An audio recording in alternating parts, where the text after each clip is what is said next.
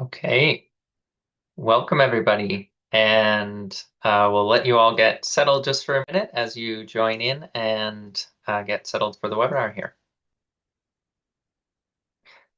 So thank you very much for joining us today to learn more about the Silviculture Innovation Program's Innovation in Action grants.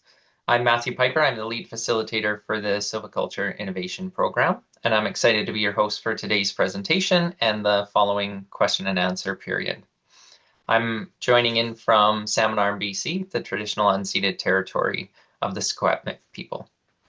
Our plan for today will be to provide a brief overview of the purpose of the Innovation in Action grants, some of the key features of success for your applications, and some guidance on how to apply. And then we'll end with an open question and answer period.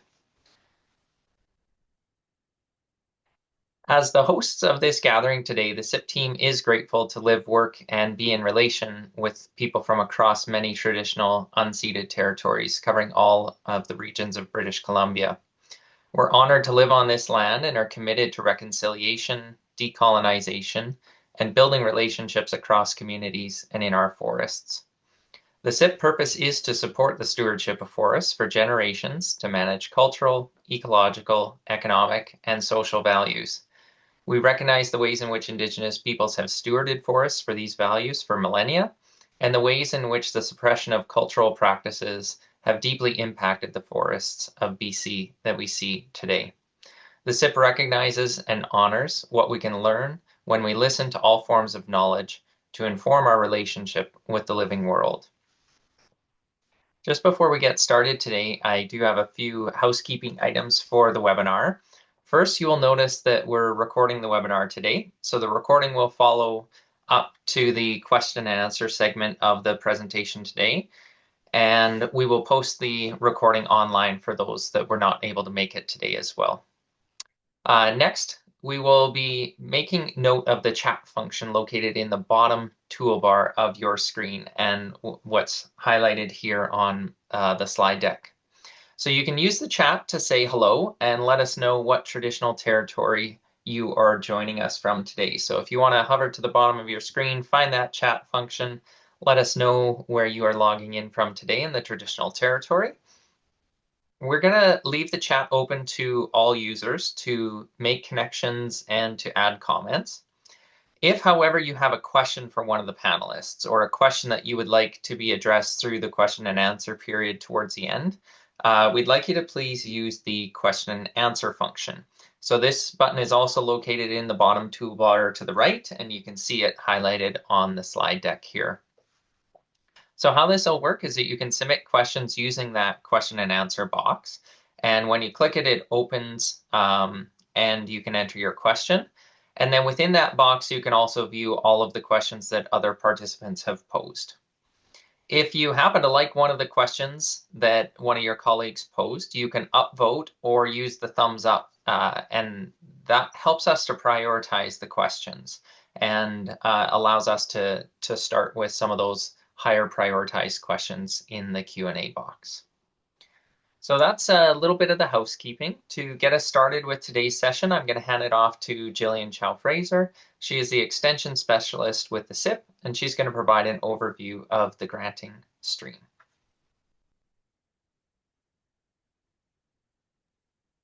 Hi, everyone. Thanks so much for joining us this morning.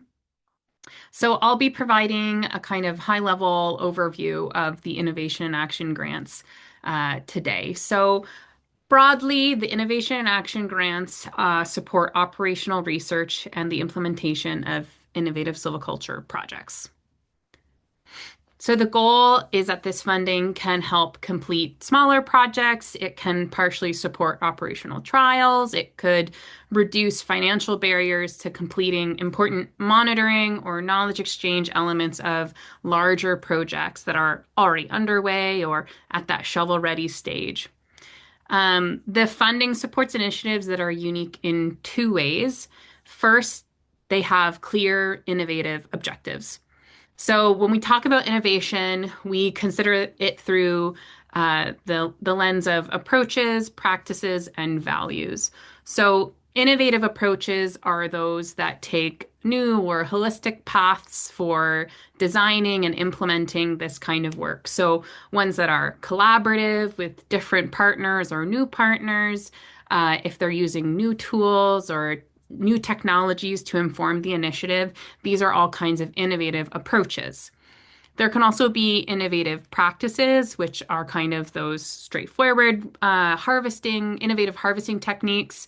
So, partial cutting or retention techniques, prescribed or cultural burns, all kinds of alternatives to clear cutting. Those are considered innovative practices. And those might not be necessarily new tools. Often they're old tools that we know have been used in the past or that we've been using for decades, but maybe are being used in new contexts.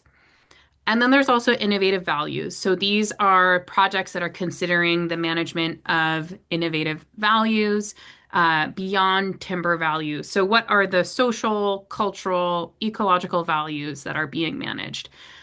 Often, all three of these things are probably happening at the same time or at different times in the project's lifespan. If you're, using an innovative practice, it's likely that you're also managing for a lot of different values as well. So it's just a helpful framing to think about how your project might be innovative. The second unique element is that these projects filled a broader community-wide gap, which is to document, contribute, and extend these data-driven or these knowledge-driven learnings about innovative projects. So the idea being that we can maximize the impact of these projects so that other practitioners can learn from all of the good work that is being done in the province of BC to make sure that the knowledge is not only being created, but it's also being exchanged and it's being translated to get out there and be helpful and usable and relevant. So, whether it's demonstrating knowledge, translating into action, or producing knowledge from your actions, innovation and action grants are there to help.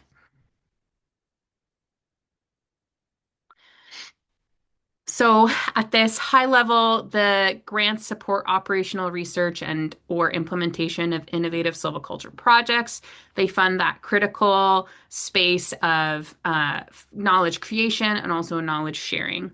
So in 2025, last year, we funded over 30 projects with this same stream. It was just about over $1 million that we were able to distribute throughout the province. There was a mixture last year of larger operational projects and smaller capacity building projects. It's important to note that this year we're really just focused on our innovation and action grants. So we are still thinking about how we can help build capacity to do innovative silviculture in the province, but we're thinking about that in new ways. So at this time, we won't be offering capacity building grants. But we have folded in all of these kinds of extension work and knowledge exchange opportunities, training opportunities into our innovation and action grants more clearly. So it's still being considered there. So we're really excited to carry out another round of funding for innovation and action grants. These grants fund projects that deliver tangible outcomes that increase the knowledge and extension of innovative silviculture in BC.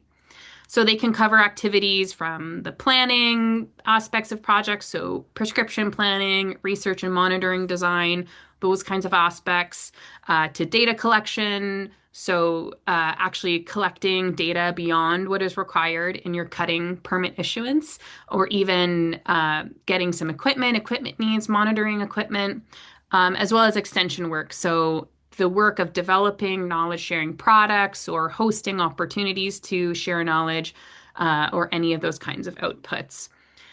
This year, our application is open until November 30th, so it closes at midnight on November 30th. You can request between $10,000 and $50,000 for these projects, and we expect that the funding will arrive as early as April 2026 and then runs for 2 years.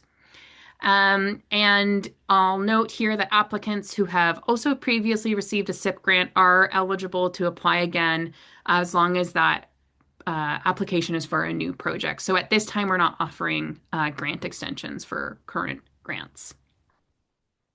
And you can learn all about our successful grantees on our website, our Innovation in Action. We have our project profiles all there, so you can explore what was funded last year as well to get a little bit more familiar with the program. So the projects also have to align with one of our four priority themes. This is something that we simplified for this year and kind of refined these themes. So project applicants only need to select the one theme that most aligns with the outcomes or the objectives of their project.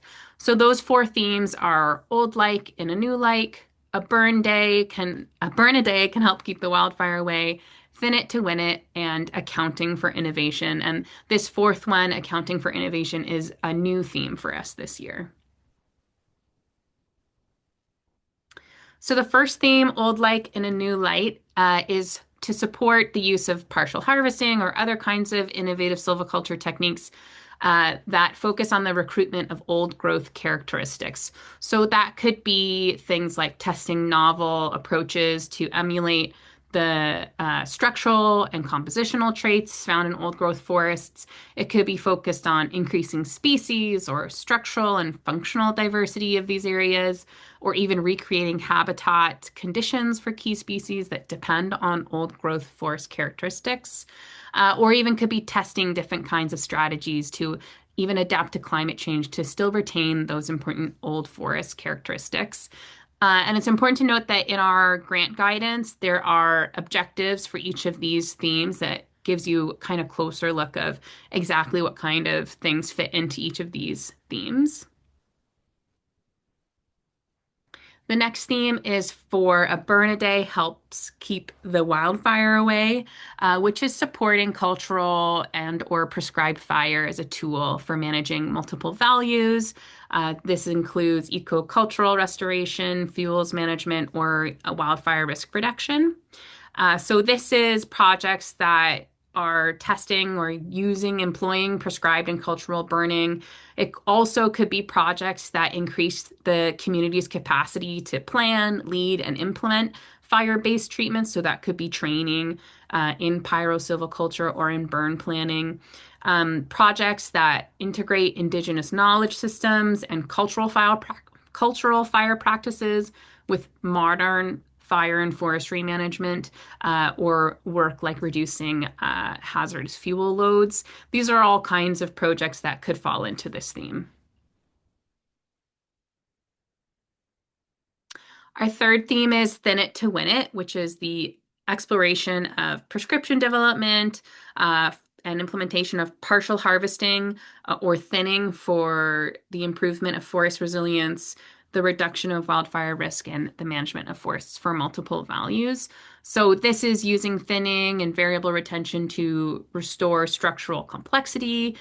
This includes pre-commercial, commercial understory thinning, that would be used to manage multiple values. So it's important to kind of link what are the values that are being managed by this practice.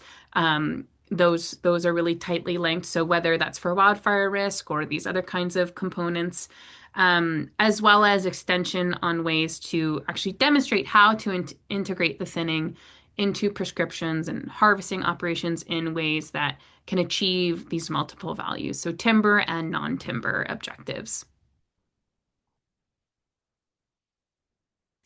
And then the fourth theme is accounting for innovation. So this is our new one for this year. It focuses on providing data-driven support for land managers, planners, decision makers, and community leaders that are interested in applying innovative silviculture by exploring the economic trade-offs of this kind of work. So what that means is projects that are able to demonstrate or evaluate the impacts of innovative silviculture on fiber flow. So looking at upstream costs and downstream costs. Those projects that can provide data or analysis, decision tools, a discussion that can help understand the economic dimensions of multiple forest values themselves, and projects that may even track the costs and revenues that uh, across full rotation management. So that can actually support cost benefit analyses of doing these kinds of things. So this is a new theme for us this year and really looking to understand, yeah, what are those trade-offs in doing this kind of work? So that's just a little bit of an overview of the grant stream, just to kind of give us a foundation of what this granting stream is trying to do and really set up the rest of the conversation today. Cool. Thank you very much for that, Jillian.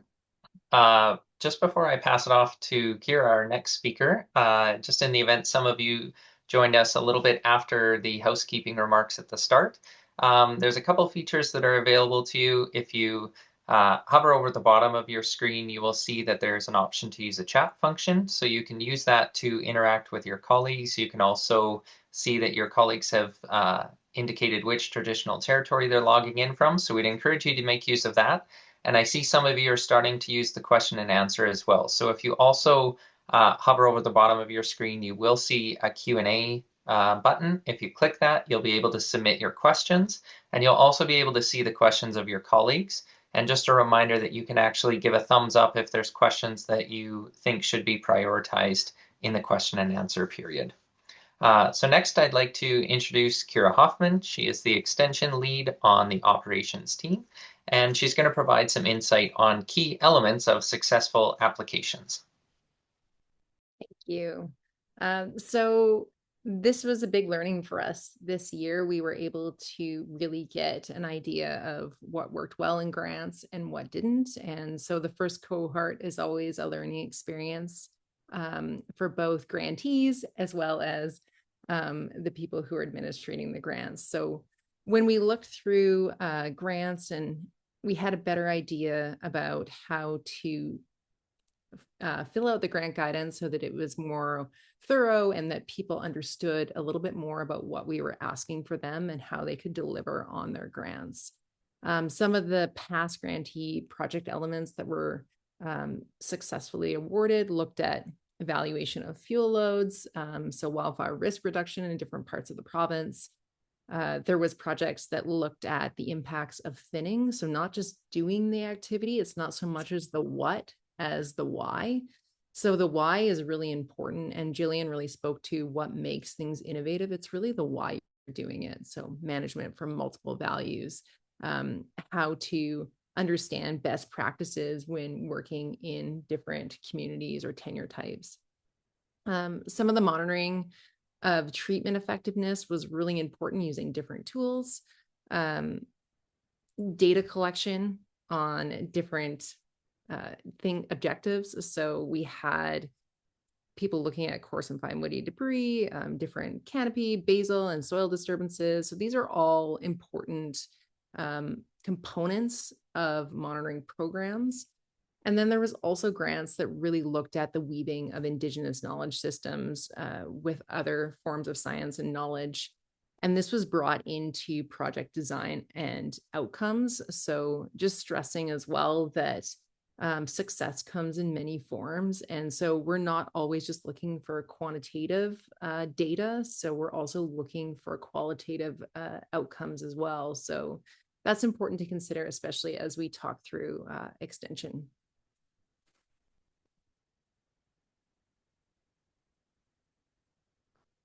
So some of the extension elements, this may be a new term for people. Extension is really about extending knowledge or mobilizing it from the people who make it to the people who need it. And for most of these grants, it will be practitioners working within communities or with major licensees or community forest settings, for example. And some of the extension elements that have been helpful and we've seen be successful are field ready guidance, so pamphlets, informational booklets, some of these decision support tools that might help practitioners make decisions in the field. We've heard from many people how much they enjoy going on field tours, and so for many grantees, they actually went and hosted their own field tours. So this was very successful with some of their communities of practice. And then we've also really supported grants that are building collaborative relationships. So looking at how their projects are rooted in place and how that can build long-term relationships, but also understandings, especially with grants where they're trying to figure out, okay, we're going to try something new. We're going to be innovative, but we need to know really, was it successful? What worked, what didn't, and why? And for some grants, this was also, producing videos or having different types of field guides, or even just putting up a sign to help mobilize information on different practices that were completed in different forest types. This was a woodlots pamphlet that was made. So woodlots applied for a grant, they were successful, and they made a pamphlet that their membership could use to better understand, okay, these are the different kind of systems that we're working in, these are the different practices, and it was a really helpful user guide for their community of practice. They were understanding the different types of tools they could use in a regulatory framework. And this was really a helpful resource for people to go to. Some of the common areas for improvement that we noted, like places where grants just fell a little bit short, there was sometimes issues with understanding kind of the identity and scope of the project. So really the connection between what you're going to do and then the implementation side. So how learnings could be applied both in the short and long term of the project. Clear alignment with innovative silviculture. So that wasn't always clear. Versus kind of your more standard timber management. So we really want to know why it's innovative, what you're doing that makes it innovative, and how you're going to do it. So those are really clear. And then for methodology, again, it's the same thing. Like, well, okay, we don't just want to know about this type of data collection. We want to know why that's important to help understand this innovative practices, or why it's important to the community. How you're actually going to monitor it to determine success. And then, of course, what do you need to make this grant successful? So an important note is that work plans were not required at the application stage last year, but now they are a requirement. So we're hoping this helps people really think through their project deeply and be able to kind of have enough details in there that they're able to kind of hit the ground running.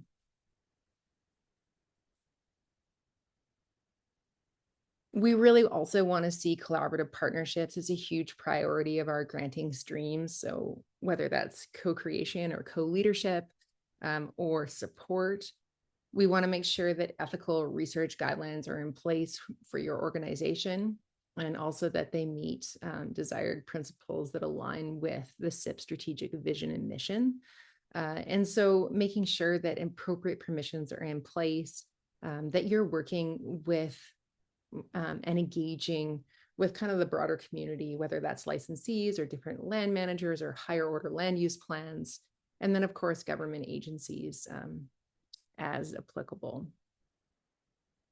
For the extension side of things, it's really important to scale your learnings beyond the project. So it's really important to say, okay, well, this project happened in Fort Nelson. It was really great. But we actually think that it could be applicable also in the Williams Lake area, which has some similar characteristics in a wildfire risk reduction. And so being able to share that information with other practitioners in other regions is going to be really important. And then we also really want to know how you're going to share your results. Are you going to do a narrative prescription where you tell us, this is what we did and this is why it's innovative? These were the stems per hectare that were left with the new wildfire,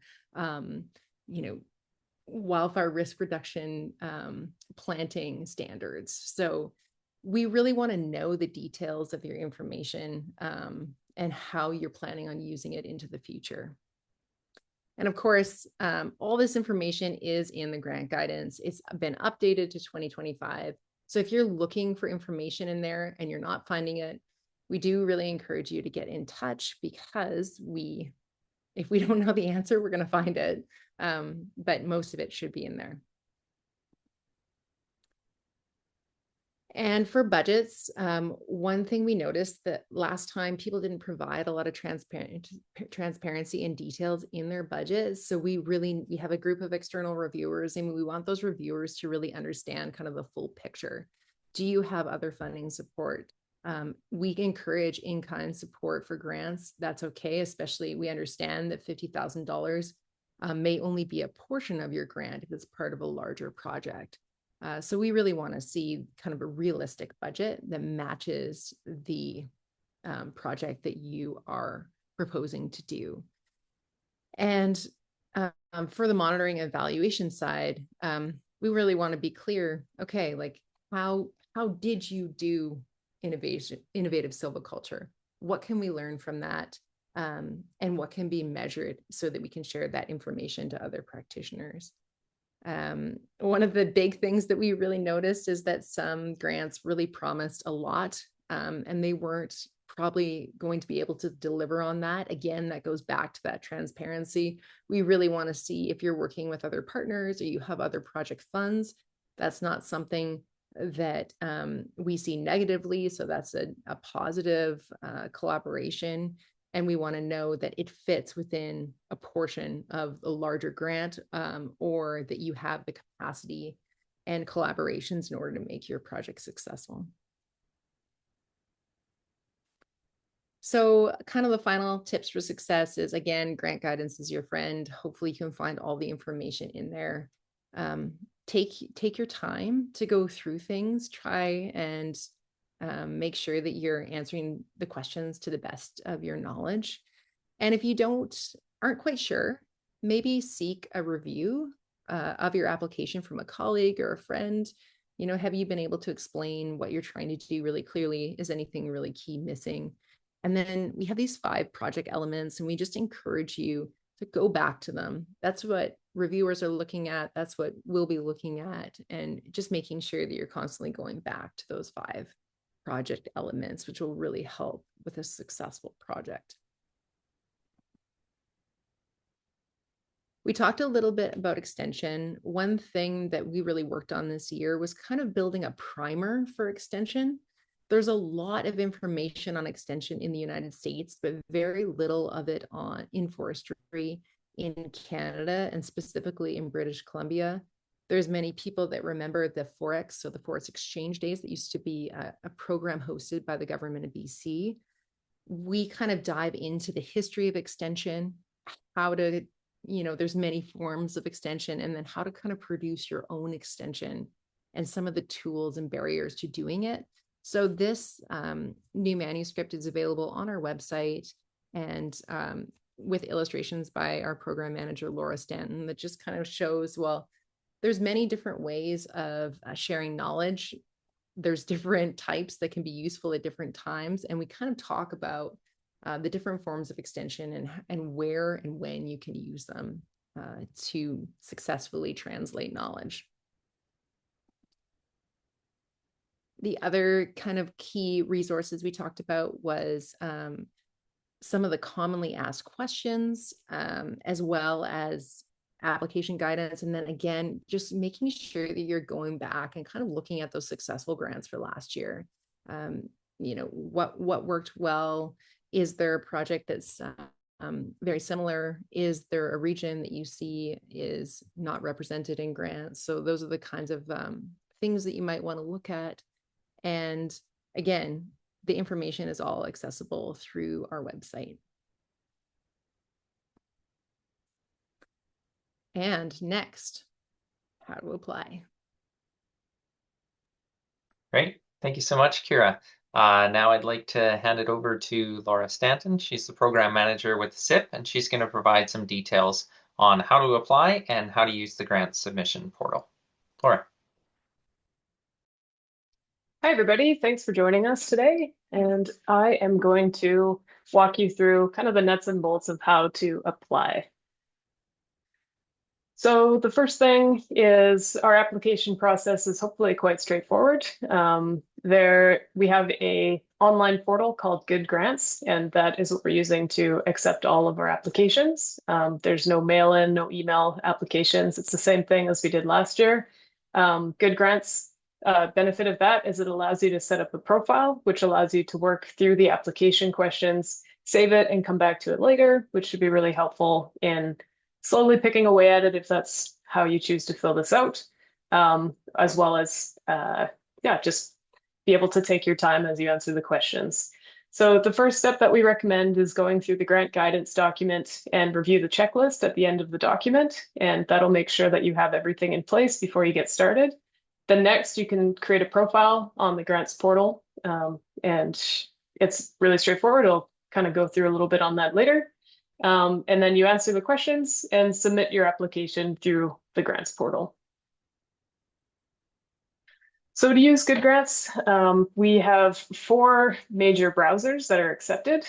That's Google Chrome, Mozilla Firefox, Microsoft Edge, and Safari. You can also use your mobile device. That's not generally recommended for filling out the actual questions, but to review some of the questions, to look at your application while you're on the go, the mobile devices work great. Sometimes you might encounter issues with a certain browser. By far the easiest fix is to just switch browsers. So if you're used to using Chrome, maybe try using Firefox and see if it resolves. Otherwise, there's a few different tips here that you can try. I won't go through these in much detail, but because we'll have the slides and the webinar available if you need to come back and take a look at these later if you are experiencing issues. But it's basically coming down to JavaScript and browser-related issues such as your cache. And so if you're having any of these issues, try switching a browser first. And if it still persists, by far, you can send us an email and we can try and get you sorted. So our application portal can be accessed by the link that's above, silvicultureinnovation.grantplatform.com. When you enter in that link, it'll pull you up on this page here. And there's a little bit of supporting information about the SIP grants program, how to apply. Oh, Jillian just popped the link in the chat. Thanks, Jillian. All of this information is essentially in the grant program application, or sorry, in the grant guidance. So if you're reading the grant guidance, you don't have to go into too much detail on these things up here, but they're there for support should you need them. So if you scroll down, you should find the Apply Now button. If you click that, it'll pop you up to this login page.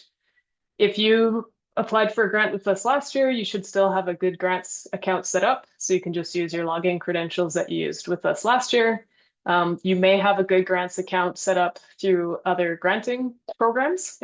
You can use that account as well. Or you're welcome to set up a new account if you've never applied before, or log in with either X, Google, or LinkedIn to set up a new account. Once again, if you're having issues with this and for some reason you can't log into the portal, just send an email and we'll help get you sorted. So once you've logged in, it'll pull up this application form. So a couple of key things to point out. You've got 6 tabs, and I'll go through details of what each tab includes in a little bit here. And then at the top right-hand corner, you have the deadline. So I would encourage you to keep an eye on that. If you're applying or submitting your application the day before, just be mindful of that timeline because there's no extensions should you miss that timeline.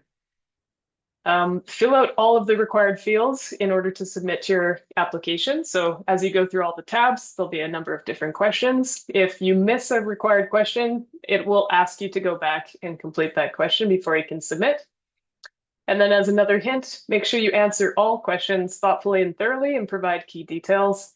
Be mindful of the word limits. If a word limit is 500, it's quite likely that a 20-word response might not be thorough enough to answer the question. So to go into the details of the tabs, I'm not going to actually walk through the portal because there's all the questions are in there and you should be able to access that through the portal yourselves. But I wanted to spend some time on going through what the application questions under each one of these tabs are, just as an overview, as well as kind of giving a little bit of a hint towards what types of things you should be looking for in the guidance as you fill out these sections. So we have those 5 project elements that Kira just talked about in the grant guidance, and that's what we're using to evaluate all applications. So make sure as you go through the questions, you can use this little guide as kind of a cheat sheet to think about, okay, if I'm in section A, I should be thinking about the eligibility criteria. And then for the 5 project elements, this one largely focuses on collaboration and planning. So hopefully this can help you as you work through the questions. So the first tab is called Start Here, and this one is quite straightforward. It just asks for an application name. You don't have to spend a ton of time putting something really complicated here. You can just put your project name here. It can be the same as in later in the application. You check a little box that says you confirm that you've read the grant guidance, and then it asks for some contact details. And this is who we will contact to notify if your application was successful or unsuccessful. Section A, it moves into project team details. So there's questions regarding the type of organization or organizations involved, including partners, whether the project is First Nations led, co-led, and or co-created, and then a little bit of information on the structure of your project team, including the relevant experience. And so once again, as the cheat sheet here, this is evaluating the eligibility. So look at the eligibility criteria in the grant guidance, including the eligible expenses or expenditures. And if you go into those project elements, collaboration and planning is the biggest focus here. For section B, this moves into a project overview. So this will ask you questions about what types of activities are undertaken in your project, as well as your chosen theme. It'll ask, where is your project at? So what phase is it in? And it'll ask for a brief summary or overview of what your project is about. So this is primarily evaluating, once again, eligibility, and I bolded alignment because this is how this project will align with what we're trying to achieve at the SIP. And to some extent, it also evaluates planning. Section C will ask you questions about purpose. So why is your project important? How will this project benefit innovative silviculture?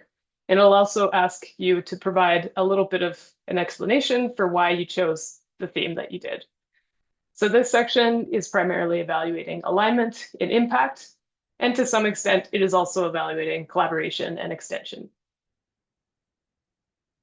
Section D will ask you questions about planning. So this is where you put your budget in. This year we've changed it so then the only option is that you can submit an Excel budget. So there's a template that you can download, fill that out, and then you'll attach it to your application.